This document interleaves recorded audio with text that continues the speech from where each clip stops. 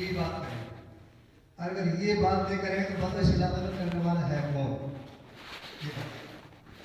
یہ غیر شرعی رسومات جن کا کرنا بالکل ناجائز اور حرام مکروہ تنظیم اور تحریمی ہے، یہ لوگ پیش کرتے ہیں. اور کوئی بات آئے تو یہ بات کریں، اس لیے ان کا کرنا ضروری ہے اور ہم لوگوں کا ان کا معاملہ کرنا ضروری ہے. لیکن غیروں میں ہم کو فرق بات نہیں رہے گا کہ اللہ کا فضل ہے کہ بانگر والے لوگ، ہم بانگر کھو کے پار والوں کہتے ہیں، وہ ہمیں کھادر والے کہتے ہیں، ہمیں کھدریے کہتے ہیں، ہم ان کو بانگر والا کہتے ہیں.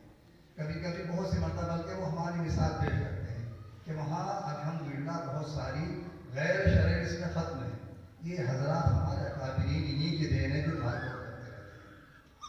اب جہیز کے تعلق سے بات آتی ہے بار بار، تو یہ تو بڑا مشکل مسئلہ ہے کہ جہیز بالکل سرے سے ختم ہو جائے.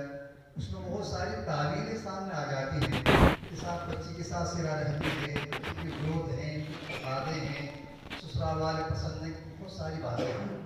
تو کم سے کم اتنا کر لیں کہ جیسے ہمارے یہاں شادیوں سے پہلے جو عام رواج ہو گیا، میں سمجھتا ہوں 95% شادیوں میں جہیز نکاح سے پہلے پہنچایا جا رہا ہے. ایک سوال ہے بھائی کیوں پہنچایا؟ وہ لڑکی تمہاری محرم ہے، اس کو تم منظر آپ پہ لا سکتے ہو. کسی غیر لڑکی جسے کوئی تعلق نہیں کچھ بھی، اگر معلوم ہو جائے کہ فلاں نے اس کو سونے کی انگوٹھی دی ہے، پھر دیکھو مقدمے، رضالت، رسوائی، پشیمانی، شرمندگی کتنی ہوتی ہے. پھر کہ سب فلاں کے لڑکے نے فلاں کے لڑکے کو انگوٹھی پہنا دی، فلاں کے لڑکے نے چوری سے فلاں کو جوڑا بنا دیا اور اس کپڑے پہنتے، تو کتنی ماں باپ کی رسوائی ہوگی. تو اس سے کم تھوڑا یہ ہے کہ کیوں پہنچایا جا رہا سامان. ابھی نکاح نہیں ہوا، اور نکاح نہ ہوا ابھی دیکھو گنجیٹے کے حالات سامنے ہیں. سنا سامان پہنچ گیا تھا.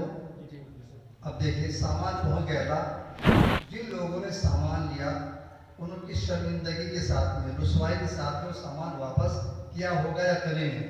اور جن ماں باپ نے پہنچایا اس بات اور ماں سے پوچھئے کہ تم پہ کیسے گزر رہی ہے، تم نے سامان کیوں پہنچایا.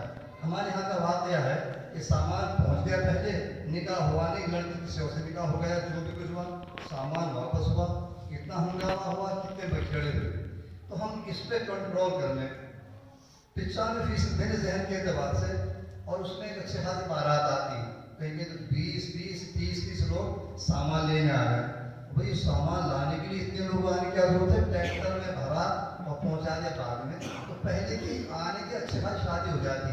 ایک صاحب نے سامان پہنچایا اور کہنے لگے کہ ہم تو برباد ہو گئے، اتنا سامان تو ہم نے سامان خرید کے رکھا، اور 30-35-40 لوگ تھے ہمارے یہاں، اور آگے ایسے ٹوٹ پڑے ہو کہ جیسے ان کا سامان بالکل بیٹھے انہوں نے جوتا، بویا، کاٹا، گہایا، جب وہی بھر بھر کے لے اس انداز سے. اتنا نہیں کیا ضرورت تھی، تو ہم خود بھرتے تھے تو 2 آدمی آ جاتے تھے.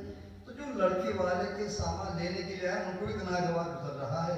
تو کم سے کم اگر ہم پورا جہیز کے اوپر کنٹرول نہیں کر سکتے، حالات ایسے ہیں جو میں نے شروع میں اشارہ کیا کہ اس کے بہت سارے تعویل آ جاتے ہیں، تو اس کے اوپر کنٹرول کر لیں، لوگوں سمجھائیں کہ وہ سامان پہلے مت.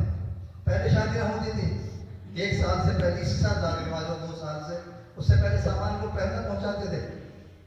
چھوٹے جب اب سے 20-30-40-50 سال پہلے پہنچ جاؤ تو 3 برتن، اس کے بعد پھر 5 برتن، پہلے 25 روپے نکال کے پھر 500 روپے ہوئے. تو اس میں یہ ایک گھڑا، ایک دیگچی، ایک پلیٹ، ایک کٹورا، یہ سامان ہوتے تھے بس. تو وہ بھی جہیز تھا. اب چلو اس چیز سے کام نہیں چلنے گا تو پہلے نہ پہنچائیں تو بعد میں پہنچائیں. ایک بات اس کو کنٹرول کر لیں. اور الحمدللہ ہمارے علاقے میں بھی یہ چیزیں مولانا نے اشارہ کیا کہ ڈی جے وغیرہ کچھ نہیں. اگر کہیں کچھ لوگ ضدی قسم کے جو ہوتے ہیں تو ان کی خوشامد کریں، اکٹھے ہو جائیں، اور تنہا امام صاحب نہ جائیں، صرف علماء نہ جائیں، عام لوگوں کے ساتھ میں رہیں، دعوت تبلیغ کے ساتھ بھی ساتھ میں رہیں، اور کچھ ہی سیاسی اعتبار سے جن کو ہم نیتا کہتے ہیں ان کو بھی ساتھ میں لیں، اور خوشامد ہمت کریں جتنی کوشش ہو سکتی ہو. اور نہ مانے تو پھر ایک مرتبہ معلوم ہوا کہ ہمارے یہاں اوپر دوسرے لوگوں میں وہاں ڈی جے وغیرہ میں، تو مسجد میں جامع مسجد میں جتنے لوگ تھے وہ سارے چلے گئے فجر کے بعد، مطلب جتنی نمازی تھے وہ دیکھ کے سارے گھبرا گئے، اندر جا کے گھس گئے. وہ داماد تھا مظفر نگر کا یہاں کا، وہ لے کے آتے تھے، اس کو معلوم ہوا تو اس گلی سے نکل مظفر نگر سے بھاگ گیا. को पकड़ लो जो डीजल लेकर आया था, उसके काम में बात होगी तेरे खैर में वो यहाँ से गिरना। हमने लोगों ने बात की भाई ये जो उड़द पड़ते हुए इसको पलट दो और निकाह भी नहीं होगा, बस वो आजिज़ी पर आ गए, तभी नहीं पड़ती। तो जब लोग गए तो उनको ये मतलब इतनी परेशानी हुई और वो खुशामद करने लगे, माफ़ी मांगने लगे, आइंदा के लिए आगे किया। तो हम कुछ ना कुछ तो करें चीज़ों का कुछ मालूम हो जाए। तीसरी बात ये है कि वक्त बहुत कीमती चीज़ है। जब कोई दीनी प्रोग्राम होता हमारे अगर मालूम हो जाए कि फला बुजुर्ग सलमान साहब आ गए, और सलमान साहब आ गए, रहमान साहब आ गए, कुछ और आ गए, तो हर आदमी अपने वक्त को आगे पीछे करे, उनकी बात सुने। देखो भाई, जब हम बात सुनते हैं, जब कान में पड़ती है तो इस कान की नस के ज़रिए से दिल मुतासिर होता है।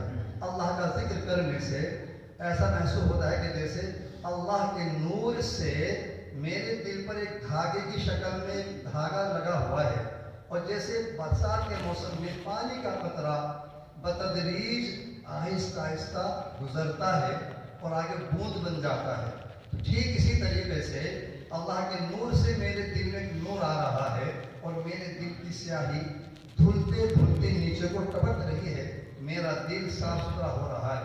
तो ये बात जब कान में पड़ेगी दिल मुतासिर होगा।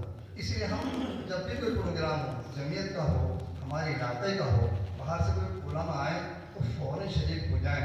इसके अलावा हमें कहाँ दीन की बात नहीं है। चौथी बात ये, देखो इस्लाम दुश्मन ताकत है, उलमा से आवाम को दूर करने की फिक्र।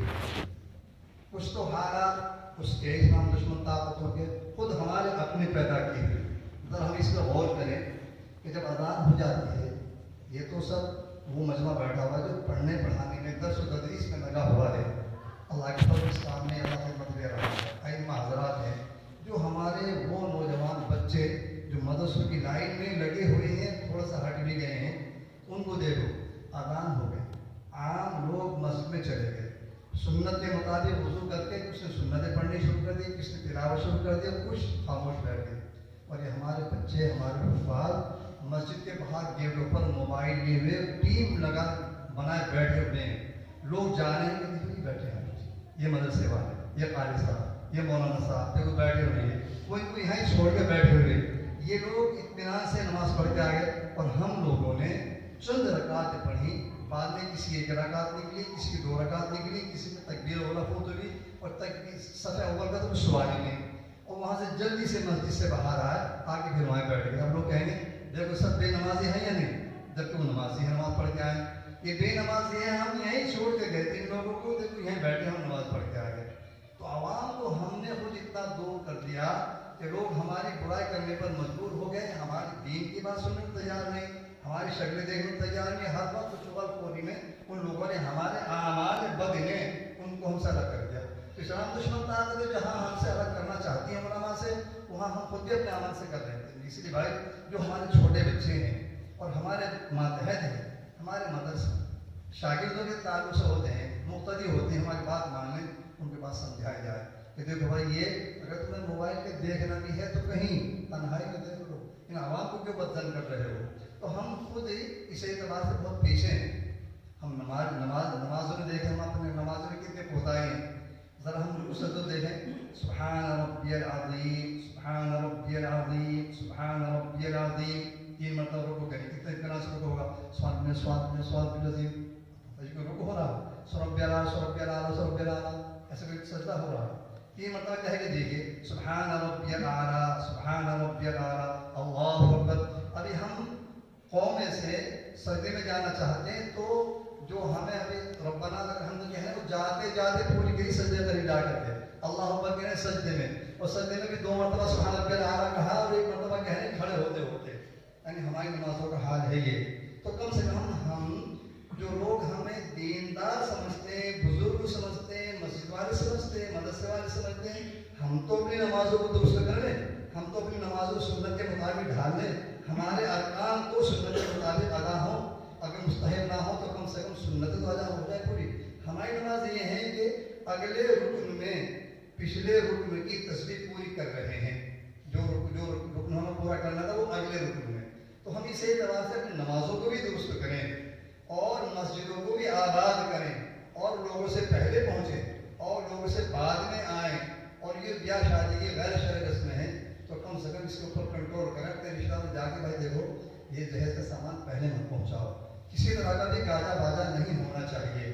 اور جو پروگرام اگر ہمارے درمیان کوئی بات طے ہو اصلاحی تعلق سے تو اس میں گاؤں کے اعتبار شرکت کر لیں. اب گلی میں ہو تو گلی والے شرکت کر لیں, گاؤں میں ہو تو گاؤں والے سارے